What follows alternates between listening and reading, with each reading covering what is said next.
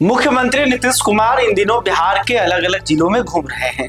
हर मन से एक ही बात कही जा रही है कि 5 साल में बिहार को विकसित राज्य बना देंगे, 1 करोड़ नौकरी रोजगार देंगे और पूरे बिहार में उद्योगों का जाल बिछा देंगे। भाषणों में सब कुछ बहुत अच्छा लग रहा है, लेकिन अगर जमीन पर उतरकर देखा जाए तो सच्चाई इससे बिल्कुल उलट है। आज बिहार का एथेनॉल उद्योग खत्म होने की कगार पर खड़ा है। राज्य के सभी 14 अनाज आधारित एथेनॉल प्लांट पिछले 2.5 महीनों से गंभीर संकट में हैं। वजह यह है कि तेल कंपनियों ने बिहार से एथेनॉल की खरीद लगभग 50% घटा दी है।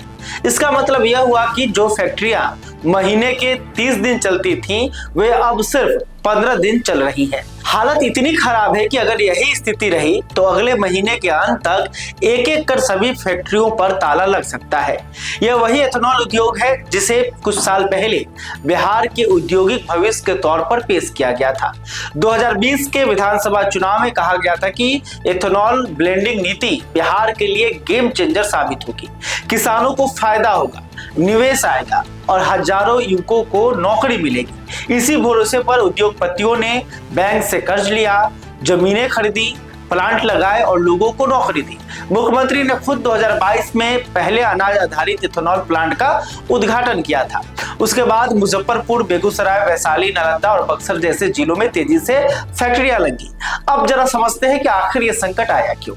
असल में केंद्र सरकार ने पेट्रोल में 20% एथेनॉल मिलाने का फैसला किया था। इसके बाद पूरे देश में संदेश गया कि एथेनॉल की भारी मांग आने वाली है। इसी सोच के साथ देश भर में बिहार सहित बहुत तेजी से एथेनॉल फैक्ट्रियां लगाएगी।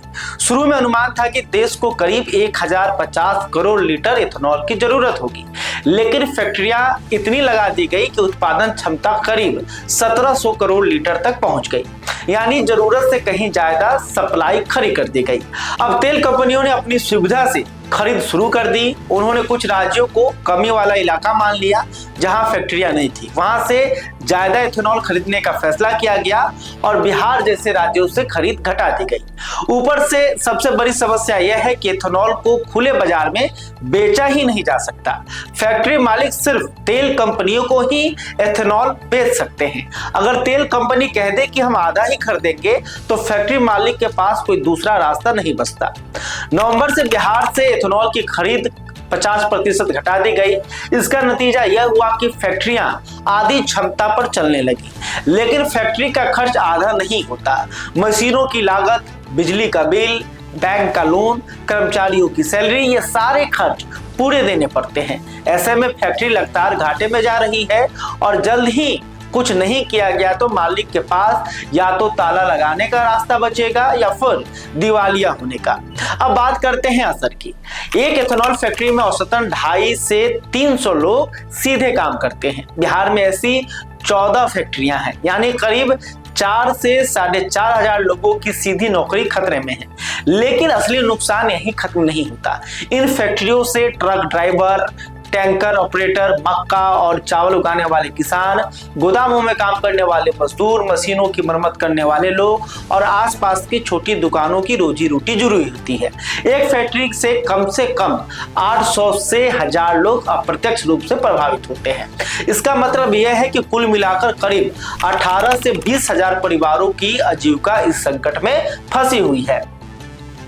सबसे ज्यादा मार किसानों पर पड़ने वाली है। जिन किसानों ने एथेनॉल प्लांटों की वजह से मक्का और चावल की खेती बढ़ाई थी, अब वही किसान पूछ रहे हैं कि उनकी फसल खरीदेगा कौन।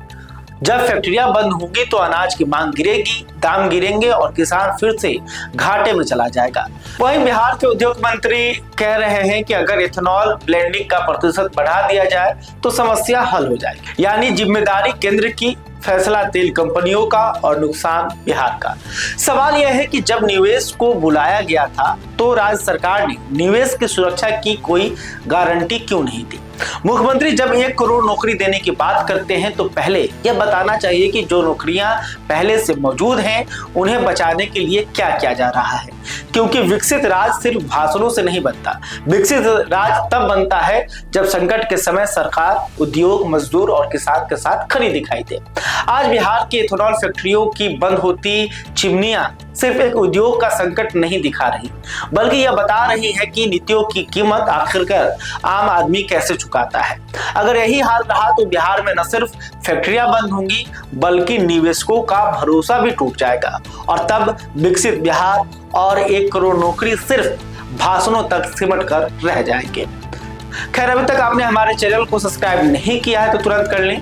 इस खबर को लेकर, इथेनॉल फैक्ट्री को लेकर आप क्या सोचते हैं कमेंट करके बताइएगा। वीडियो फेसबुक पर देख रहे हैं तो हमारे पेज को भी फॉलो कर लें। बहुत बहुत धन्यवाद।